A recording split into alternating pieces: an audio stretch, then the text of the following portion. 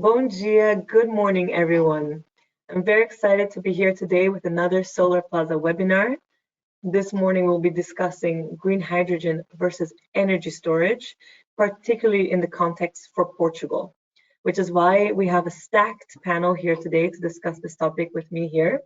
And before we dive into it, I just want to make a note that we have both Manuel and Bruno here online via audio, so you might not see their faces, but they'll be giving their input also.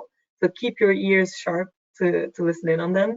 And of course, Pedro is joining me here with a camera. So it might be a podcast energy that we have here today, but I'm positive that all the content is still going to be extremely relevant. To give you a bit of context, my name is Lorena Nieuwenhoven. I'm a project manager here at Solarplaza, and I'm joined by three great panelists that will introduce individually in just a moment, and we'll also have a Q&A at the end altogether. But I would actually like to ask that you all submit in your questions during the webinar. Don't wait until the end. Feel free to put them into the chat box as we go along. In case you're not aware of us, Solarplaza, we are a knowledge sharing platform, and it's our business to accelerate the sustainable energy transition. And we are based in Rotterdam, but we organize conferences across the globe. One of those being not just our Solarplaza conferences, but we also have a Solarplaza consultancy, and we also have a Solarplaza Foundation, just a few of the additional projects that we're working on. This particular webinar is a sneak peek of the conversations that we will be having at our in-person event in Lisbon on the 22nd of September. So I invite you all to check it out. And by listening in on this webinar, you also have a discount code on your ticket, which we will show later on. Now, before we really jump into it, some practical notes. You will all be receiving a recording of this webinar later on, and you will also be receiving the slides. If you have any questions or any technical issues, please use the question box on the right-hand corner on the control panel. And as I mentioned before, please put in your questions throughout the webinar. We'll try to get through as many as possible throughout the conversation, so there's no need to wait until the end. Now, as I mentioned, we have a stacked panel. Here online, we have Bruno Henrique Santos, a senior advisor at REN. He's currently finishing his PhD in engineering and public policy, and he's accountable for REN's renewable gas development strategy, involving quite a bit of green hydrogen, I imagine, or hydrogen. And I won't read all that's in here. There's a lot of experience to be had, but these slides will be shared with you. So Bruno, if you want to say a quick hello, please, you're welcome to do so. Good morning to you all. I'm very happy to be here. Besides my webcam issues, but I'll be joining by audio. So glad to be here. Perfect. Thank you, Bruno. Along with Bruno, we have Manuel Costera da Rocha. He's the Director of Technology Strategy at Smart Energy, a senior professional with over 30 years of international experience, also a PhD in sustainable energy systems, and quite a bit of experience on the topic of, well, as in technology strategy in his name, but also in green hydrogen, in batteries, and very excited to have him here with us on the webinar. So Manuel, if you also want to say a quick hello to the audience, you're welcome to do so.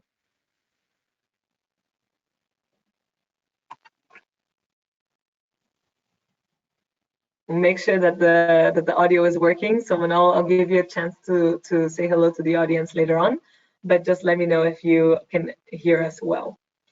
And last but not least, we're joined by Pedro Almeida Fernandes. Here you can see him, Head of Power Generation Portugal at Enel Green Power. Also quite an extensive experience in the renewable energy space, and working at Enel since, I don't want to say since 2011, or maybe that's since you've had your own position, but Pedro, I'll let you say a quick hello and maybe a brief introduction as well. Good morning to you all. Very nice to be here. To thank for the invitation once more and the opportunity to discuss this interesting topic. Here in Portugal, Enel and Endesa have very important projects, both in these. So I think we can share some experience today that will be interesting for all the audience. Thank you so much, Pedro. Then I think I could hear Manuel jumping in.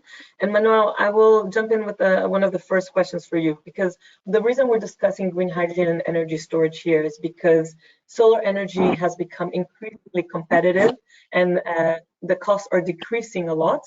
And so it's a great opportunity to co-locate with new technologies. But I'm curious, what is the specific need for energy storage, or the specific need for green hydrogen in the energy system? You can take it away, Manuel. Yes, good morning. It's a pleasure to be here. And jumping into the question, we need to decarbonize our economy. And for that, we really need to identify different energy vectors. And definitely we need liquids and gas fuels to replace natural gas and other fuels. So, and hydrogen can take this role. But to produce hydrogen without the emission of CO2 by electrolysis, we need lots of renewables. And the cost of these renewables is decreasing a lot and is competitive nowadays. However, we have a couple of challenges. One of the challenges has to do with the variability of the renewables. The sun and the wind resources are quite, I won't say unpredictable, but they vary along the day, they vary along the seasons, and we need really to balance this with other systems to compensate. And battery storage are, of course, key elements in these energy systems to reach this balance. And of course, we also think that hydrogen storage will also allow another way of balancing energy systems in the other side, in the side of the liquid and gas vectors. Yeah, thank you, Manuel. I think indeed the point that you make about flexibility is a big one, but I'll direct this question to Bruno as well, because from Heng, you have a different perspective as the grid operator, and perhaps that is there a particular need for green hydrogen or for batteries that can support the grid?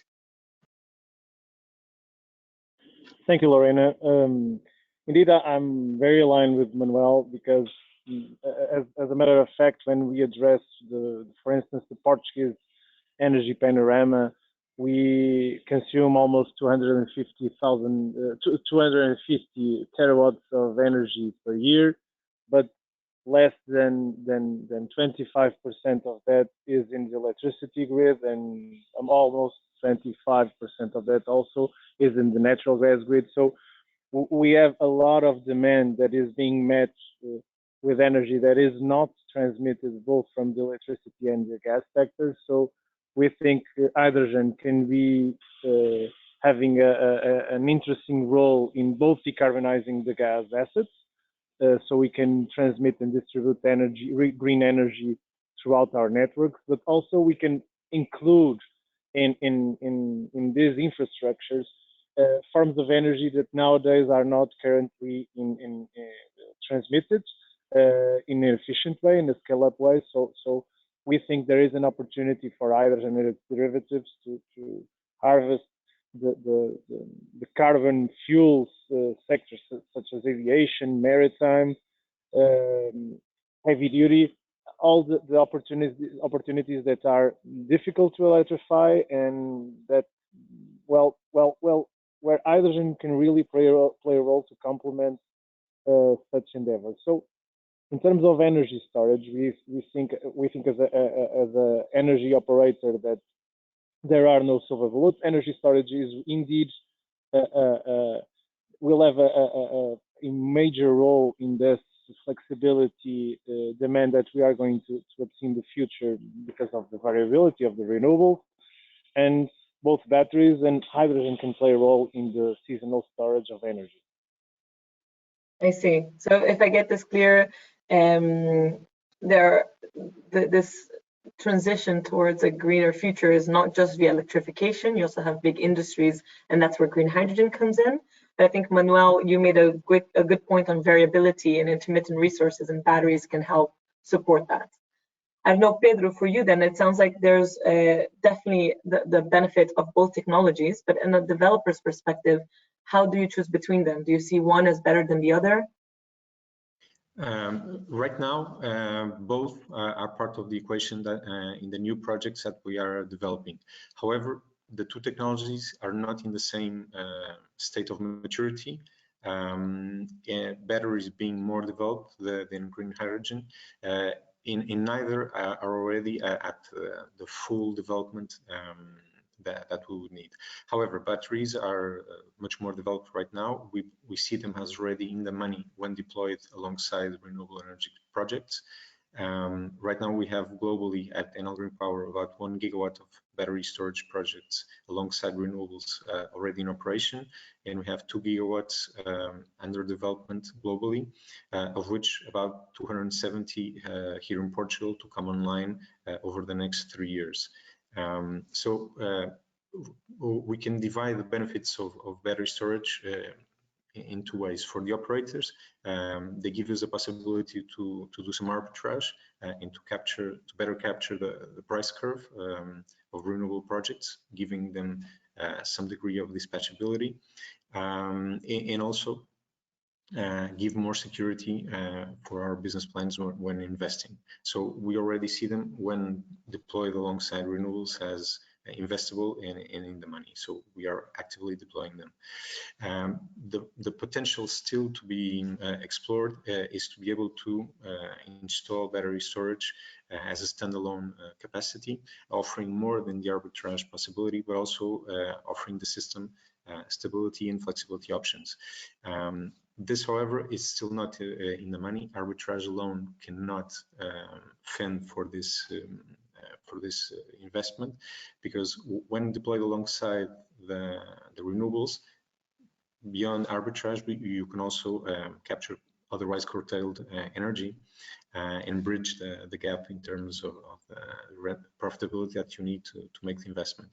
On a standalone basis, only with arbitrage that is difficult, and so what we need to do as a system is to find the correct way to repay the system services of flexibility and security of supply that they can provide. Right now, in a country like Portugal, you can already develop the legislation is already there in the regulation. You can invest in a standalone project, but we are still having to find the correct way to bridge that gap. However, battery storage is already under development here in Portugal. We'll be investing over 100 million euros over the next 3 years to install important capacities. The green hydrogen, it's already part of our latest projects. They all include green hydrogen capacity, but we see it going a little bit slower and not yet fully in the money. The bigger issue right now is that if we look to reduce carbon emissions,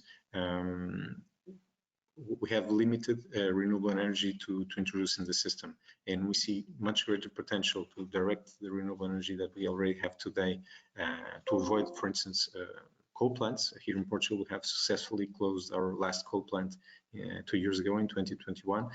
So the impact of closing a coal plant is over 5 times greater than any impact that you can achieve by producing green hydrogen and substituting other equivalent fuels, as could be natural gas or, for instance, gray hydrogen in other productions, like in refining, for instance. So we see that in the short term, green hydrogen will develop, but we still need to further the investment in more capacity to be able to fuel that growth. And firstly, we need to address the decarbonization and abatement in the electrical system. Here in Portugal, we are about 65% already green in the electrical system. We need to first further that, so then we can start directing the remaining energy to fuel electrolyzers, and then use green hydrogen with all the potential that both Bruno and Manuel mentioned before, abating some specific sectors that cannot be electrified, and exploring also the decarbonization of the natural gas system. It's great that you mentioned that you're already working at Enel on projects that have both batteries and green hydrogen in the plants with a co-location of solar or wind. And indeed, I think what you've pointed out is a picture of the system as a whole is quite complex, and you need electrification in the grid, and you also need the heavy industries. Maybe they'll be supported by green hydrogen, but this long versus short-term view is quite important. I think the scalability of green hydrogen is more of a question rather than the scalability of batteries. I don't know, Manuel, for you, when we're discussing the long-term strategy for green hydrogen, right now, what is missing to take it to a bigger scale? Since the battery deployment seems to be quite advanced when compared to green hydrogen. I'll give you a few minutes to turn on your microphone, or even Bruno, if you want to jump in on this question. What is missing here for the scalability? So we have these two technologies. It sounds like batteries are more mature, but then what could you do to have the scalability of green hydrogen? Okay, well, at this stage, I think in a very unpassionate way, we are seeing hydrogen economy and the renewable fuels economy ramping up the same way we 20 years ago foreseeing the wind and solar in the electricity sector. So at this stage, and I was really surprised the past month I was at the World Hydrogen Summit, and well, I've been working at the renewable gases, namely hydrogen, for almost 5 years now. But last month I saw the major FID ramp up that I saw in the past 20 years of energy, because what we've seen that a lot of public policies, namely in EU and USA, unleashed a huge amount of not PowerPoint projects, but FID projects. So I believe in the upcoming years we are going to see the sum of those FID projects, state projects that are ramping up right now in the EU and USA and throughout the world. And we need scale. It was the same thing with solar. It was the same thing with wind. If we have scale in this industry scale, we are going to get lower prices, more competitive prices, and we are going to help the electricity sector to fully decarbonize our economy. So what as every economic approach in the energy business, we need scale. We need to ramp up the industry scale so we can lower prices.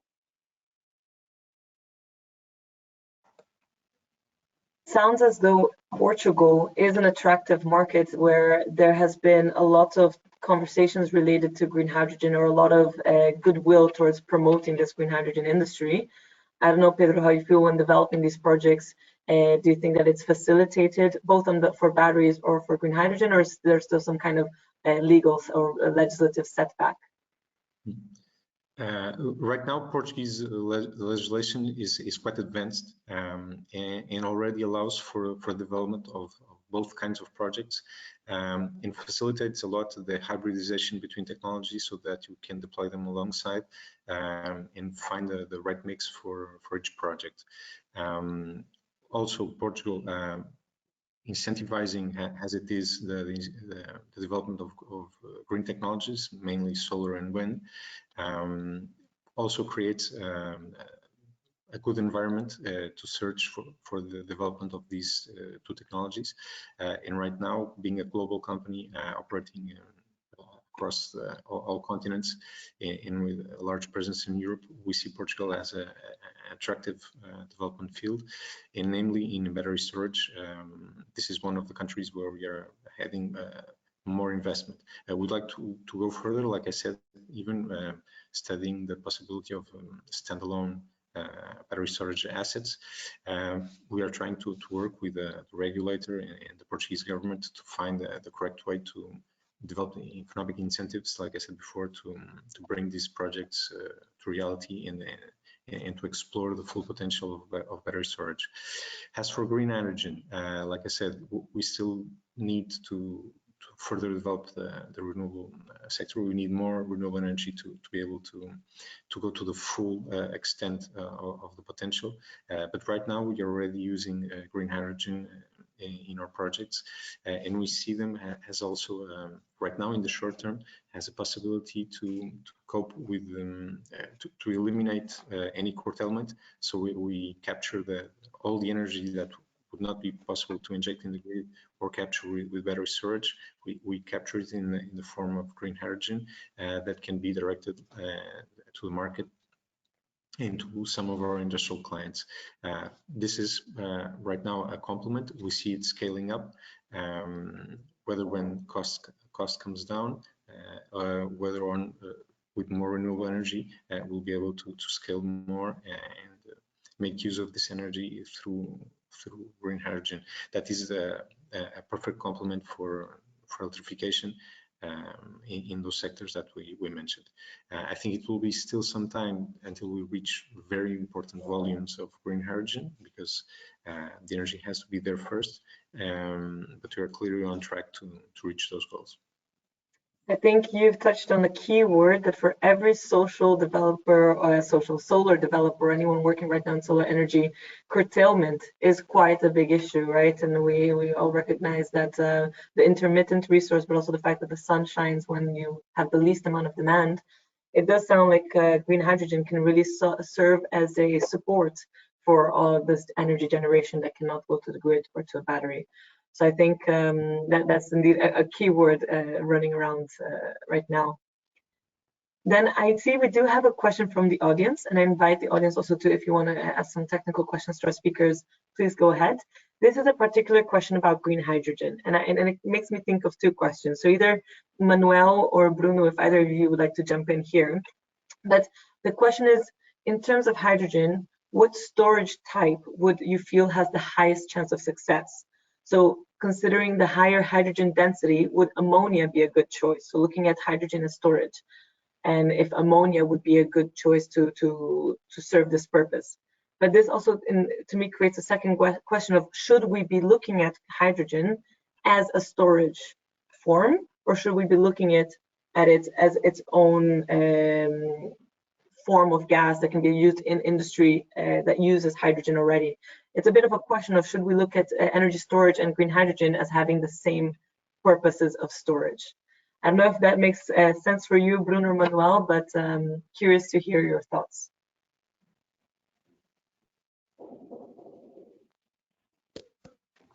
Manuel, are you online, willing to take this on? If not, then I don't know if Bruno, you yourself, when you're looking at green hydrogen, are you trying to make it comparable to energy storage? Yeah, let me just say a couple of things. I think Manuel will complement, obviously, but it depends, because when we are addressing seasonal storage of energy, I think we have to have an efficient and cost-efficient technology to have a large-scale storage. For instance, REN is investing right now in several studies to ensure the adequacy of the underground cavern storage that we have in Portuguese, so we can, in the upcoming future, store large-scale, have a large-scale facility for hydrogen in the network. Indeed, we are building 2 new caverns in Portugal. They are going to be depleted with natural gas, but they are going to be designed for 100% hydrogen as we speak. So we could have about 5% of the Portuguese natural gas system capacity in terms of hydrogen storage in the future. So that's something that we are addressing right now as a network operator. And as you can see, all the operators throughout the world are trying to deplete their salt caverns, that's a mature technology, in order to store large scales of hydrogen. Regarding the logistics. Yeah, sorry, it's just that I could see that Manuel is trying to turn on his microphone, and I don't know if he might want to complement your idea. Is that okay with you? You will for sure. Yeah, Manuel, yeah, go ahead. Yeah, thank you. I was not allowed to unmute myself before, so I apologize for that, but it's completely out of my control. I'm sorry. Well, about hydrogen storage and hydrogen usage. I think that we all agree that the most effective way of decarbonizing using hydrogen is really to change from gray to green hydrogen in the legacy uses of hydrogen, so refineries, chemical industry, fertilizers, and so on. So this is the most efficient and most quick way of using hydrogen to decarbonize. Of course, as Pedro mentioned before, to scale up hydrogen, we need lots of renewables, and this is a big challenge because we need space for that. We can also think about using offshore energy, and Portugal is adopting this route. And I strongly believe that it will be interesting to really take advantage of all these resources that we have. In terms of storage, hydrogen is not easy to store, as you know. The surface storage in containers could be a solution for short-term use of hydrogen and to balance some systems. But to store hydrogen in scale, as Bruno was saying, we need probably to explore salt caverns and other alternatives that are nowadays under research and development. And the use of salt caverns for hydrogen is not new. So there are already examples of this application in US and also in UK for decades. So I think that to learn from the past and design new solutions for the future. It's a great point to make that we don't have to reinvent the wheel, right? So there's already a hydrogen economy and a way that people have been storing hydrogen can be still useful. And then out of the question that we had, which was looking at storing hydrogen as ammonia, is that something that is prevalent? Is that something that you see is happening?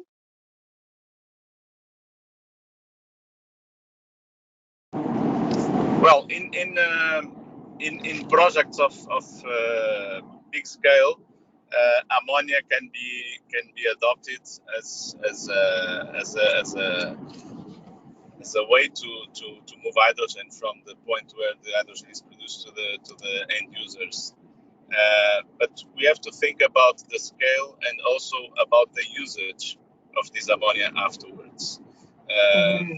The vector to select to hydrogen from one place to another has to do with the scale of the project and also the distance that we need to go, and also the final usage. Okay, so we have to combine all these topics to then decide which route to adopt. Indeed, so indeed taking it case by case basis because it's not a one solution fits all. Yeah, well, I'm glad that you were able we were able to unlock your microphone as well. I am Manuel. I'm keeping an eye on that from now on. I also then have another question here from the audience, and it's about, so the question itself coming from Bernardo is, are any of the panelists see the availability of materials as a constraint for any of these technologies? Or should one be preferred to the other, taking this into consideration? One question I have, for example, for batteries is lithium ion. Is that a scarce supply that might be going to EV vehicles, for example? I don't know, how do you see the supply chain for green hydrogen and energy storage? If anyone is willing to take this question up, is it a consideration that you've had looking at the materials? Perhaps I can jump in. This, of course, is one of the key concerns regarding the renewable energy sector as a whole. We need to look at the materials in a global perspective and need to make sure that there are enough materials and that we can safely use the supply chains in order not to come up with shortages that will limit our growth in the future or that will drive up costs unexpectedly and compromise the goals we are trying to reach. This being a concern, it's already being addressed. It goes by mainly trying to diversify the supply chain, try to bridge the path for new suppliers. When possible and when needed, we are directly investing, for instance, not in the case of battery, for instance, but more recently in solar panels. We decided to create our own capacity to produce both in Europe and the United States, to diversify our supply base. That was mainly before from Asia, and we are trying to look at it also in the perspective of the battery storage. Concretely, Portugal might have here a very good opportunity. Portugal has one of the largest lithium reserves in Europe, has all the capacities in the supply chain, both on the refining, on the technology side, and is also now preparing to have an important investment with companies like our own in the deployment of large-scale solutions that will drive up market and demand. So I think this is a very good opportunity for a country like Portugal to activate its own natural resources, but not only in a way to merely export the resource, but also to process, to add value, and then to capture it here, and also constituting an important diversification base for Europe. So we are looking at Portugal also very closely under this perspective, because the issue is real and it's very important, and we need to address it now before going upscaling the whole business and then finding ourselves in trouble further ahead. A great point, Pedro. And I wasn't aware that Portugal had one of the biggest, or the biggest, lithium supply in Europe. But I do see a lot of conversations towards shifting manufacturing processes to Europe to diversify the supply chain. But also, I think recycling could become valuable in this case of these precious metals, and not simply throwing them out at the end of the life cycle. So I really appreciate the point you made about how this consideration needs to be made now, before we've scaled up to the point where we need all these resources and they might become even more scarce. I also have another question here from Rodrigo Duarte, particularly for you, Bruno, so keep an ear out. And the question here is, how much hydrogen can be injected and blended in the natural gas network in terms of percentage? I know you mentioned something about 5% before, but Yeah. That's the question we have. Yeah, that's a really interesting question. As REN, we foresee blending as a complementary strategy to ramp up the hydrogen economy. We know that the major promoters are gathering off-takers, trying to de-risk their projects, and the blending is often used as a complementary strategy for those kind of projects. So in Portugal, as Pedro said before, we have a pioneer regulation that foreseen up to 20% in the gas distribution grid at the low and medium pressure, up to 20 bar, and 5% in the transmission network up to 2025, and then up to 10% up to 2030. So if we are addressing the transmission underground storage facilities at a high pressure level, we are considering the 10%. If we are addressing the distribution networks, we are addressing 20%.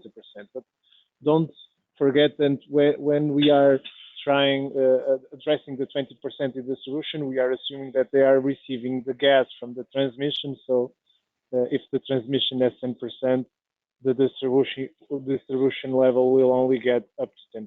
But overall, we are foreseeing several projects right now that have been registered at our energy directorate in Portugal, and they are aiming to blend hydrogen in the network, and we hope that the REN can be a facilitator of this process. Great, thank you, Bruno. And it sounds like also a relatively short timeline for a pretty big change. I also appreciate Rodrigo sent in a follow-up question, and it's what would be the electrolyzer capacity needed to meet these percents of blending? And I don't know if you, Bruno, or you, Manuel, have an idea of what is this electrolyzer capacity that would be required. to reach the targets in blending with the grid? Because it sounds like what we've been speaking about before, that there needs to be a big scale up of renewables and of electrolyzer capacity to reach that. I haven't crunched the numbers to have a silver bullet question, because it depends obviously on the auctions and the capacity that the network will have to offer in the upcoming months.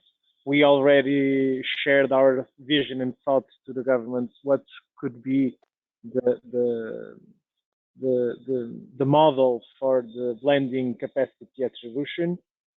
So it is a matter of time until the regulations are here and will be available to the general public. So I don't. It really depends if we are addressing one single point of injection, multiple points of injection, because it is not a power network, so it is not roughly an energy balance to draw a calculation for the electrolyzer. But the capacity is interesting to ramp up those initial projects that we are addressing right now in Portugal. Okay, so we need to wait a little bit until we hear more about what those numbers could be. And Manuel, I also have another question here from the audience, and maybe from our previous conversation, something you can help answer. It's whether the grid capacity constraints and the fact that the grid is quite overloaded at many times, is that a good incentive to build dedicated renewable energy projects for the production of green hydrogen? So if you don't have a grid connection, and I guess the question here could also be, would that be better to be a self-dedicated battery or a self-dedicated green hydrogen system, but not be connected to the grid at all? Would that work, basically?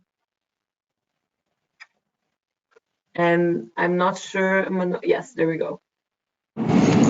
Yeah, off-grid projects may be a solution for this situation where grid connection is a hurdle, and definitely there are several cases, and we have a few that match this configuration. However, we need to take into consideration that if we are off grid, we need really to include in the scope batteries. We need these batteries to avoid curtailment and to stabilize the system. And of course, the capex has to include these additional systems, the batteries, the control systems, and others, to really drive us to the right LCOH. So the business case is quite different. And also, and of course, from the delivery point of view, we need to consider the demand profile for the hydrogen, because if we need a base load, probably we need to consider a proper storage system for hydrogen. So the system is possible to be designed. However, a couple of let's say topics have to be covered to really be sure that the project is viable and is bankable. I see. So in an off-grid system, this kind of capex OPEX conversation is different than when you have your connection to the grid. And I imagine the business case must be very different. Then we're reaching the end of our webinar, and I want to close off with a couple of questions and also final statements from the three of you.